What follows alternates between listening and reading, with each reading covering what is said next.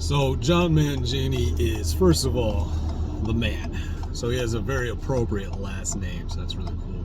But this whole thing about altering cards keeps coming back. Now, I've been focused on my family for 14 months, a little bit more than 14 months. I got my little baby girl.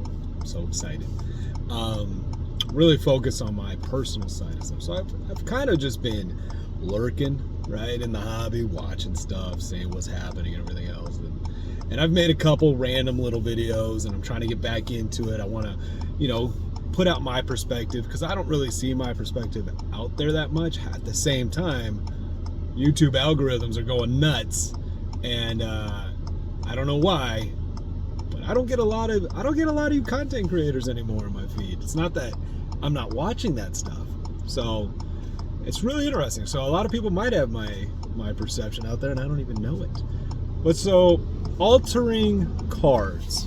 First of all, there's a guy, I guess he's kind of coming up in the YouTube world, the Vintage Card Shack, and he put out a video talking about the authority to grade a card or something, or like Nat Turner says it's okay to wipe a card or something, and then he's basically saying his morality gives him the authority to tell you not to do something. I don't give a crap about your morality. I don't fucking care. Who cares about you? Do you care about my morality? Do you? Do you think your morals are reflective in today's world as a whole anyways? Huh? You serious? If you think that's the case, if anybody out there thinks that your morals actually freaking matter to the person next to you, I'm on the freeway right now. All the people, cars next to me, the trucks, everybody going to work. Do you think any of them give a crap about my morality? Do you think I care about any of their morality? They will cut me off in a heartbeat. They don't give a shit, right? Nobody cares. If morality was a thing, there wouldn't be child sex trafficking in the world. If morality was a thing, there wouldn't be dogs being abused on every street corner. I'm in Las Vegas. You know how many dogs die because they're left out in the sun during the summer every year? It's freaking ridiculous. I hate all of you. All of those people. I hate all of you. So morality, nobody cares about your morality. And nobody has the authority to tell anybody what they can and cannot do to their cards. It's America. You do what you want.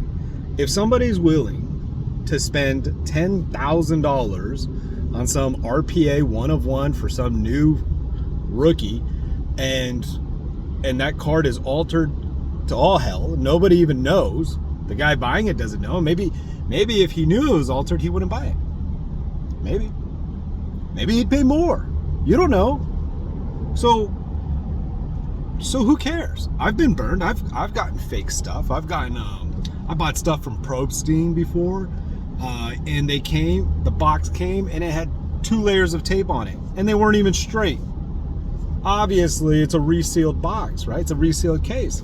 And that's why I buy through eBay. They protect their buyers from messed up sellers like Probstein. And so I had to file a case. I got my money back, and I sent the case back, and that happens.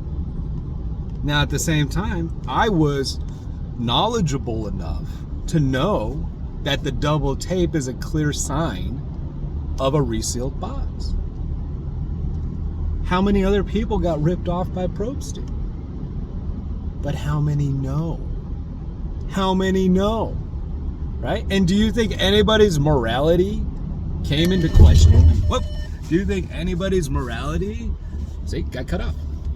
Nobody cares. Nobody freaking cares.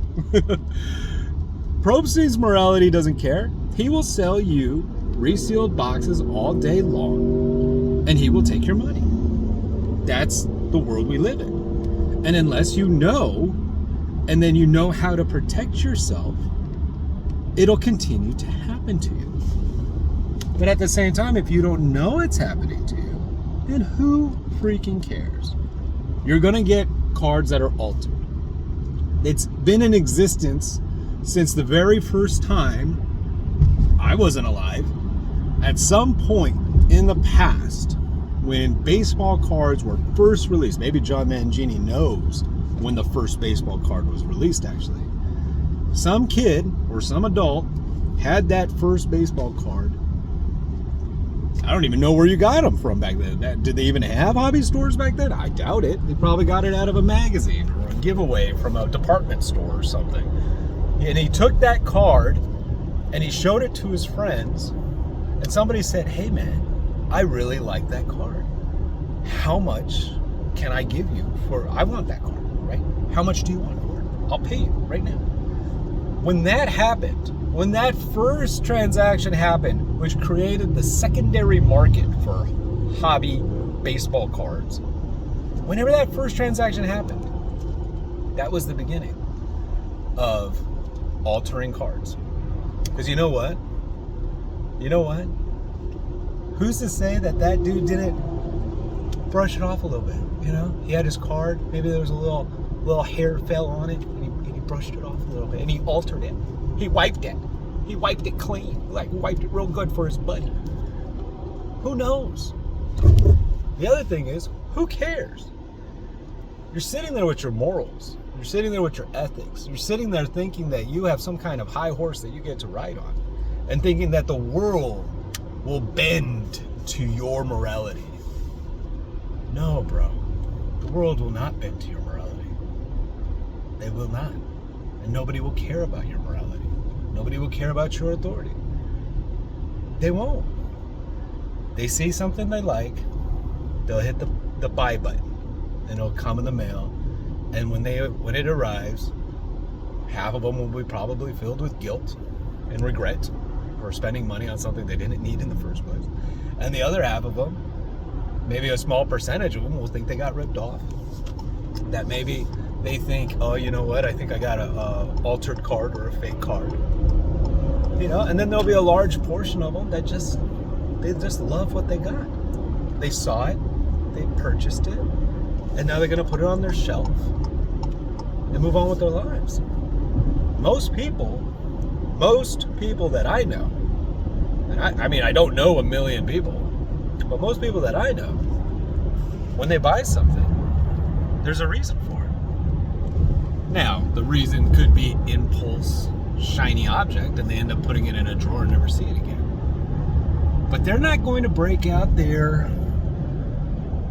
Mickey Mouse Detective set, their Hardy Boys set, their Nancy Drew Detective set, and they're not going to try to figure out if the card is altered or if their Christmas ornament that they love to collect from Hallmark or Lennox, you know, they're not gonna say, oh, there's a little chip right here. No, they bought it because they like it, and they're gonna leave it alone. So for all of you high horse, morality, authority loving weirdos, nobody cares. It's always here. It's always been here. It's always going to be here. It's never going to leave. And sooner or later, CGC and PSA and SGC will offer Card Care professional cleaning service for $5. So that way you get the best grade possible. The best grade possible for your collectible. And it's just going to be an add-on feature when you hit, I want to grade my card, and I'm going to add a cleaning service. I'm going to add Kurt's professional card care cleaning service. So all of this talk, all of this drama is for nothing, and nobody cares. And those that do care, I think, have a problem. And they make therapy for